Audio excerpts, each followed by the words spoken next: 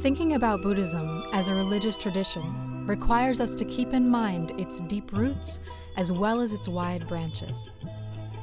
The roots of Buddhism stretch back in time to about the 5th century BCE, a time of great social, economic, and political change. Buddhism's beginnings were profoundly shaped by these conditions of change in ancient India. But Buddhism also represents a distinctive and innovative response to these same conditions.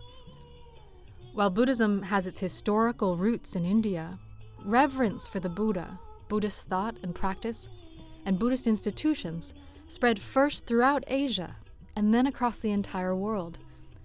Thus, to understand Buddhism as a religion, we always have to consider its deep roots in time as well as its wide branches in space. Buddhists see the origins of their religious traditions in the life of a prince named Siddhartha Gautama. Buddhist accounts of his life portray him as leaving behind his royal status, his family, as well as his palace, to set out to find answers to deep questions about suffering and its causes, as well as to find out whether freedom from suffering and death is possible. After years of searching and effort, he discovered what he was seeking, and this discovery is encapsulated in the epithet Buddha, the awakened one. The name Buddha, a name that no parent ever gave, indicates that the Buddha is to us as we are to people who are asleep.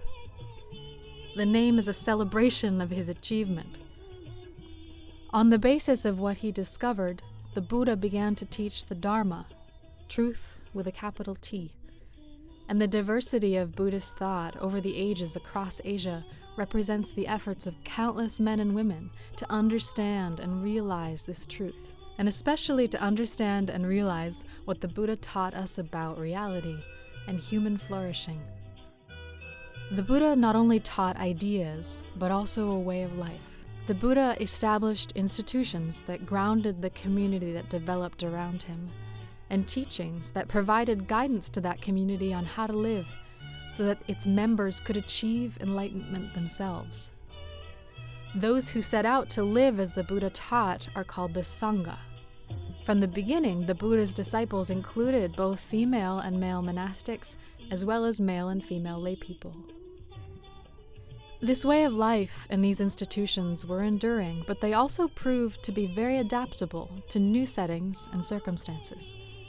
As early as the 1st century, the tradition began to travel over the Silk Road into West and Central Asia, and by the 8th century, Buddhism was well established in China, Korea, and Japan. Buddhism also spread south across India to Sri Lanka and to Southeast Asia, from Burma to Vietnam and Java. This spread of Buddhism across Asia enriched the Buddhist heritage by the addition of new texts into the canons of Buddhist scriptures. And in this regard, Buddhists have had more open canons than have Christians and Muslims. In time, some Buddhist communities also developed dual canons, in which one portion of scripture was interpreted in the light of a subsequent canon of scriptures that was deemed to be closer to the intentions of the Buddha as a teacher.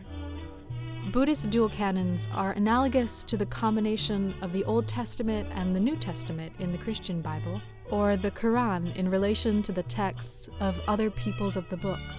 The Buddhist heritage was also greatly enriched by the translation of Buddhist scriptures into many different languages, including Pali and Sanskrit in South and Southeast Asia, to Tibetan and Chinese in Central and East Asia.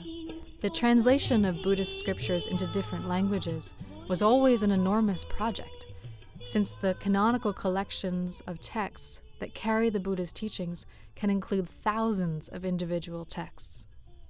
The complexity and diversity of Buddhist thought and practice, the richness of its character in local settings, are so pronounced that when Europeans first encountered Buddhists in their explorations at the beginning of the colonial age, it took them quite a while to realize that the religion they encountered in Sri Lanka was historically related to what they saw in Japan.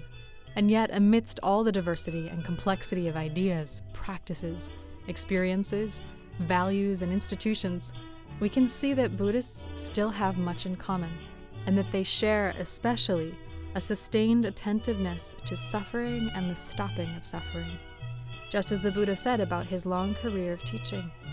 Both formally and now, it is only suffering and the stopping of suffering that I describe.